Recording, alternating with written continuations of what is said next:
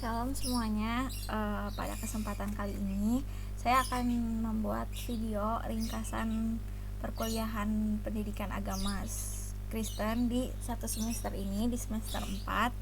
Sebelumnya perkenalkan, saya memperkenalkan diri terlebih dahulu. Yang pertama, nama saya Gracia Anastasia dari Prodi Seni Musik angkatan 2020 di Universitas Pendidikan Indonesia.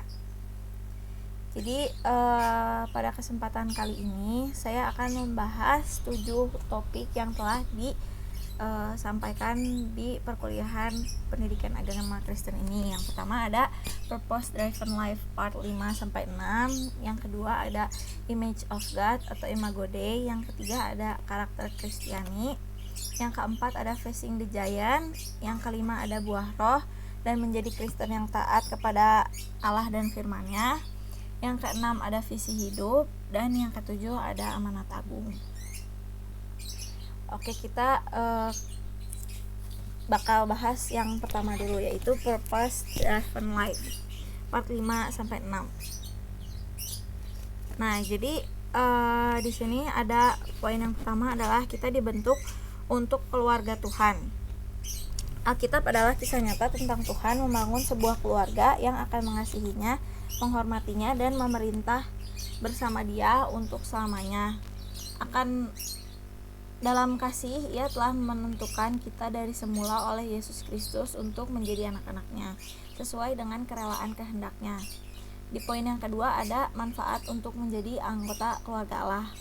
Dalam Perjanjian Baru memberikan tekanan pada warisan kita yang berharga. Dikatakan bahwa Allahku akan memenuhi segala keperluanmu menurut kekayaan dan kemuliaan-Nya dalam Yesus Kristus. Ayat tersebut terdapat dalam Filipi 4 ayat 19. Selanjutnya ada juga poin dimana apakah yang ada dalam warisan itu. Ada 4 poin yang bisa kita ambil dari apakah yang ada dalam warisan itu. Yang pertama, kita akan bersama-sama dengan Tuhan selamanya. Yang kedua, kita akan diubahkan sama sekali untuk menjadi seperti Kristus. Yang ketiga, kita akan dibebaskan dari segala rasa sakit, kematian, dan penderitaan. Yang keempat, kita akan diberikan upah dan ditugaskan lagi di posisi pelayanan. Selanjutnya ada poin baptisan, mengidentifikasikan diri dengan keluarga Allah. Baptisan adalah gambaran fisik suatu kebenaran rohani. Itu melambangkan apa yang terjadi ketika Tuhan membawa kita dalam keluarga-Nya. Baptisan menunjukkan bahwa Anda adalah bagian dari keluarga Allah. Seperti cincin pernikahan, itu adalah pengingat dari komitmen yang ada di dalam hati. Itu adalah tindakan awal, bukan suatu yang Anda tunda sampai Anda dewasa secara rohani. Satu-satunya sumber Alkitab Tabiah adalah bahwa Anda percaya. Selanjutnya poin yang akan kita bahas adalah hidup adalah tentang kasih. Karena Tuhan adalah kasih, pelajaran yang paling penting di dunia adalah bagaimana mengasihi. Dalam mengasihilah kita paling serupa dengannya. Jadi kasih merupakan fondasi setiap perintah yang diberikannya kepada kita. Selanjutnya akan dibahas juga mengapa hubungan harus mempunyai prioritas dalam kehidupan Anda di atas segalanya. Ada 3 hal yang akan dibahas dalam poin ini. Yang pertama, hidup tanpa kasih itu sebenarnya tidak berharga. Ada dalam ayatnya di Matius 22 ayat 37-39. Selanjutnya ada kasih akan kekal selamanya. Nah, itu ada juga dibahas di dalam Alkitab di 1 Korintus 13 ayat 13. Yang terakhir, kita akan dievaluasi berdasarkan kasih kita. Poin selanjutnya adalah ekspresi kasih terbaik adalah waktu. Dalam poin ini, waktu adalah pemberian yang paling berharga karena kita hanya memilikinya secara terbatas dan kita tidak bisa menambah-nambahkannya. Poin selanjutnya ada menjadi anggota tubuh Kristus. Mengikut Kristus termasuk menjadi anggota, bukan hanya percaya. Kita adalah anggota-anggota tubuhnya. Bagi Paulus, menjadi anggota gereja berarti menjadi organ vital suatu tubuh yang hidup, yang tidak tergantikan, yang saling berkaitan dengan bagian tubuh Kristus. Gereja adalah suatu tubuh, bukan bangunan atau organisme atau organisasi. Poin selanjutnya ada mengapa kita memerlukan keluarga gereja. Yang pertama, keluarga gereja menunjukkan bahwa Anda adalah seorang percaya sejati. Yang kedua, keluarga gereja juga menggerakkan kita gitu untuk keluar dari isolasi dan mementingkan diri sendiri, karena kita di situ bisa bersosialisasi dengan orang lain yang akan menjadikan kita tidak mementingkan diri kita sendiri. Selanjutnya ada keluarga gereja akan membantu kita dalam mengembangkan otot rohani. Selanjutnya, tubuh Kristus memerlukan kita, dan kita akan mengambil bagian dalam misi Kristus di dunia ini. Untuk mengembangkan komunitas, kita juga memerlukan beberapa hal. Di antaranya kita perlu kejujuran. Yang kedua, dalam mengembangkan komunitas juga kita harus punya kerendahan hati. Yang ketiga, dalam membangun atau mengembangkan suatu komunitas, kita juga memerlukan sikap hormat terhadap sesama kita dan terhadap Tuhan. Yang keempat, dalam mengembangkan komunitas juga kita membutuhkan kemampuan memegang rahasia. Dan yang kelima, mengembangkan komunitas memerlukan frekuensi. Selanjutnya juga ada bagian bagaimana memulihkan persekutuan yang retak.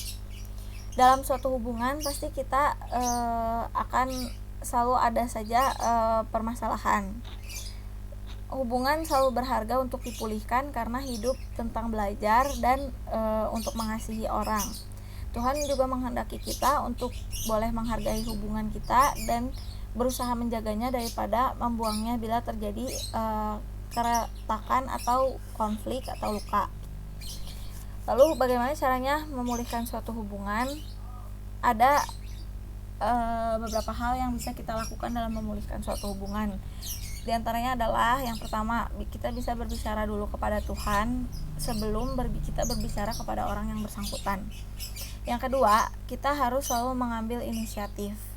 Yang ketiga, kita bisa bersimpati dengan mereka. Kita mempergunakan lebih banyak telinga untuk mendengar daripada mulut untuk berbicara.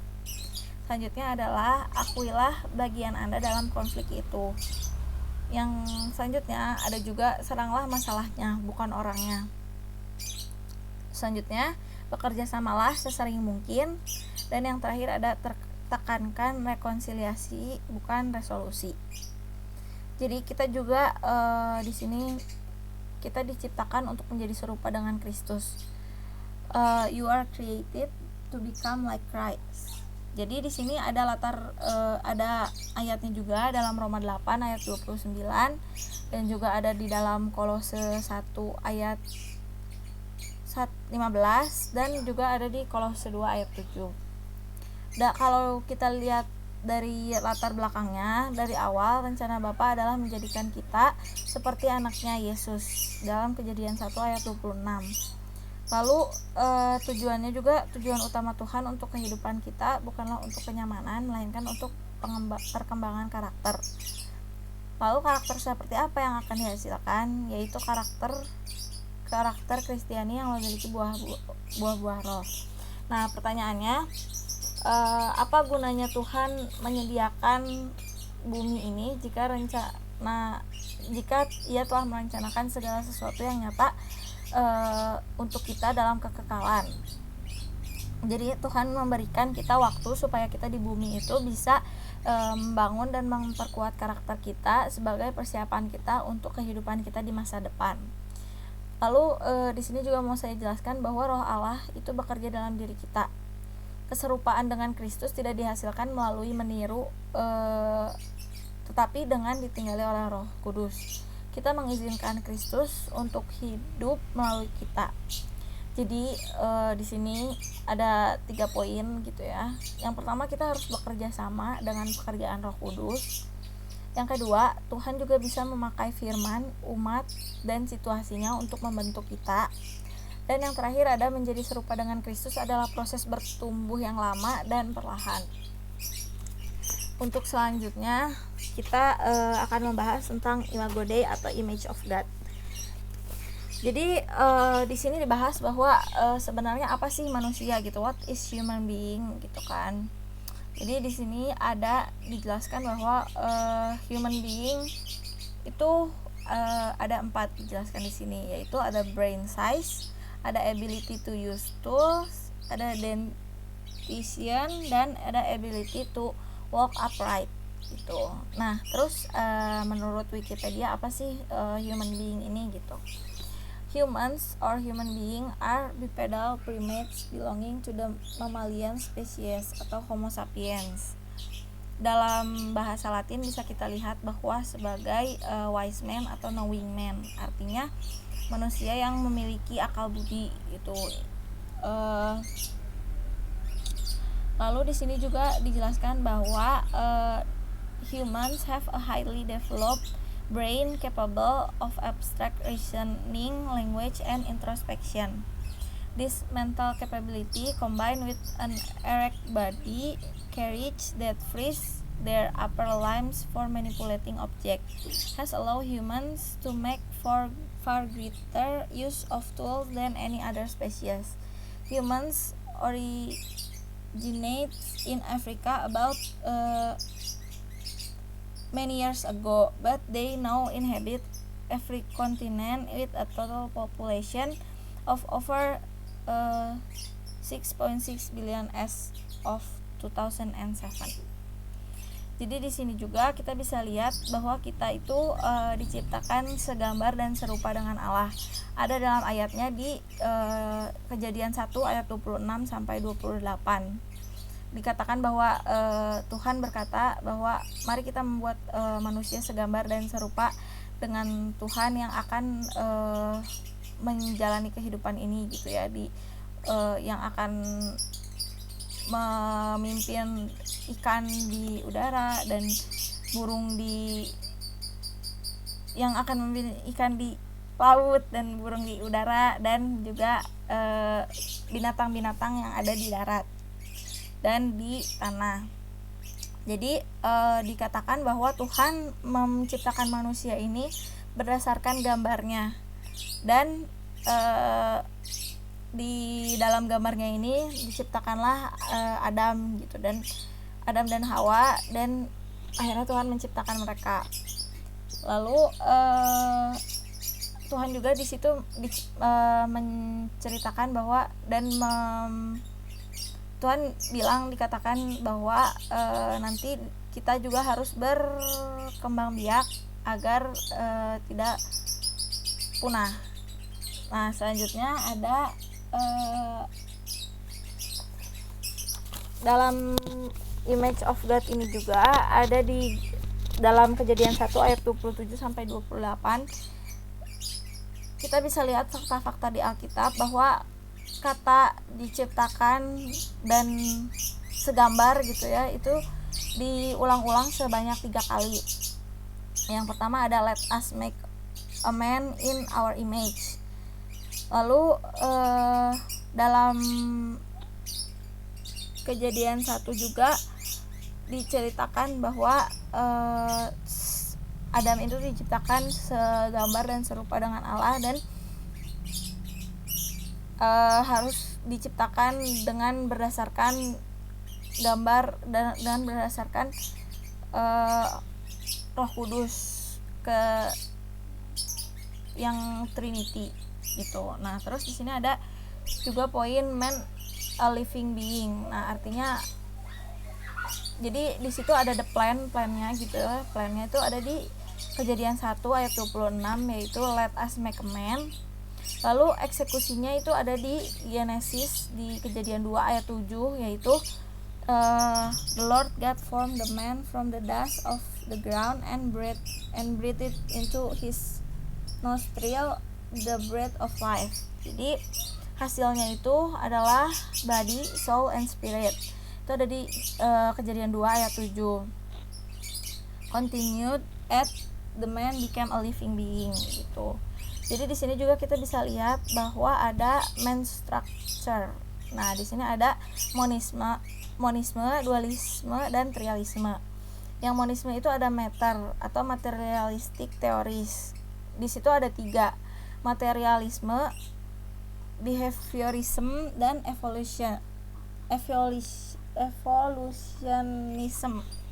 Nah, terus di dualism ada soul and body, yaitu interaction theory, yaitu ada beberapa tokoh yang mempeloporinya, ada Wilder Penfield, ada Karl Popper, dan John Eccles gitu. Nah, di trialisme ini ada spirit, body, and soul. Jadi bagaimana Alkitab memandang manusia gitu. Nah, di sini juga dikatakan bahwa manusia itu diciptakan untuk memiliki relationship sama Tuhan gitu.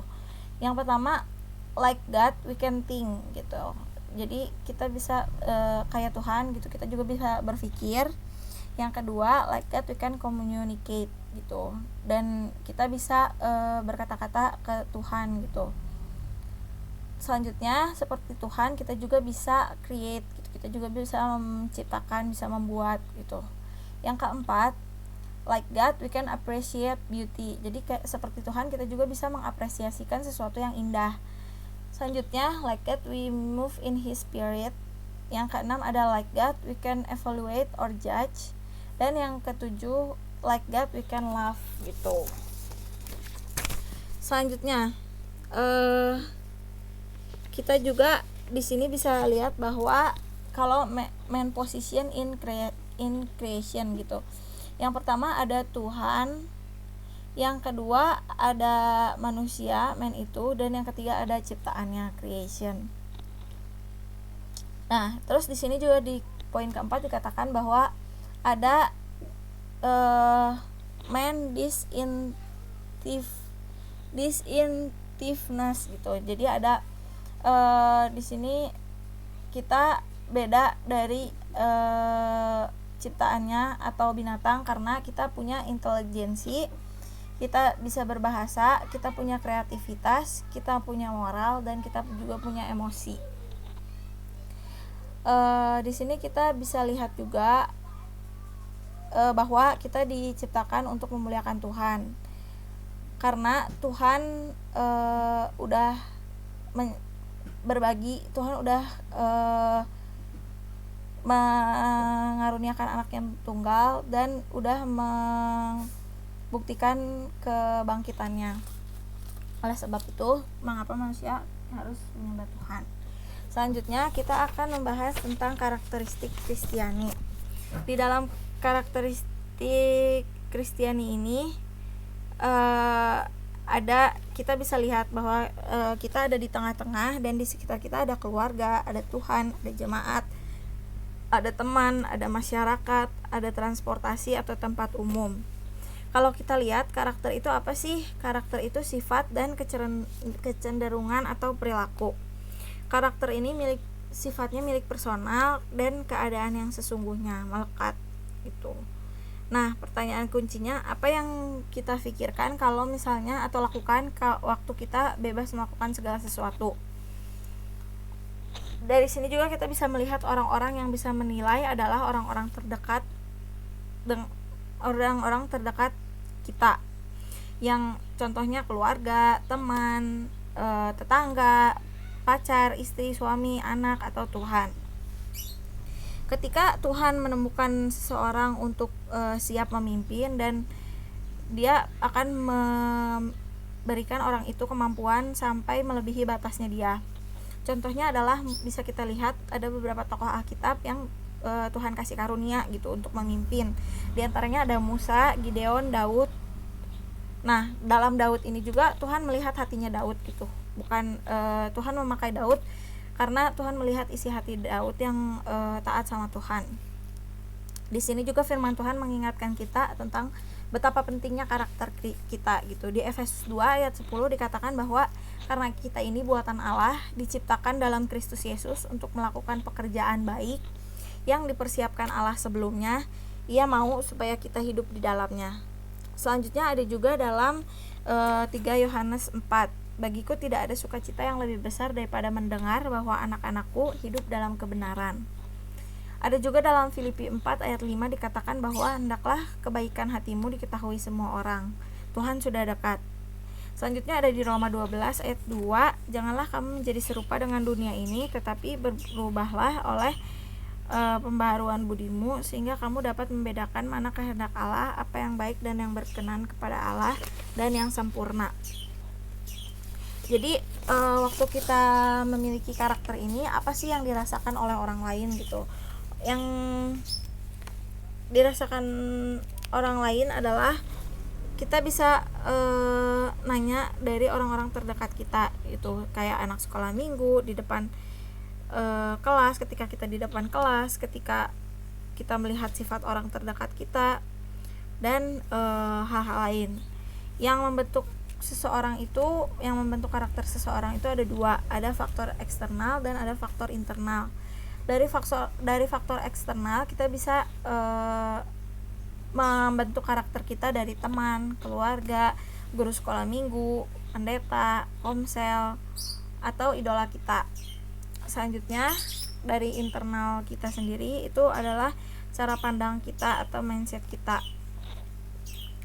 Lalu apa sih tujuan hidup orang Kristen? Tujuan hidup orang Kristen adalah menjadi serupa dengan Kristus. Kita juga bisa lihat gitu dari hati. Kebesaran seseorang terlihat dari karakter dan hatinya. Ada dalam Amsal 27 ayat 19 dikatakan bahwa seperti air mencerminkan wajahnya, demikianlah hati manusia mencerminkan manusia itu. Bagaimana caranya kita membangun karakter Kristiani?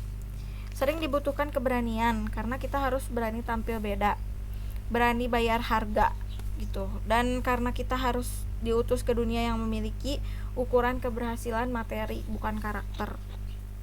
Yang kedua, kita harus juga berseru kepada kedaulatan Allah.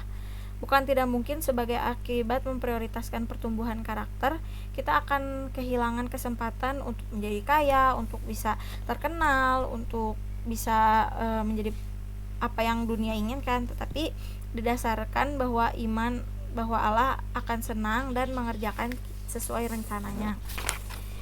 Di sini juga karakter perlu dibangun, karena karakter itu adalah perintah Allah, yaitu pertumbuhan rohani. Kita harus memaksimalkan potensi diri kita agar kita juga dapat menolong orang lain sesuai dengan hukum mengasihi Tuhan dan sesama.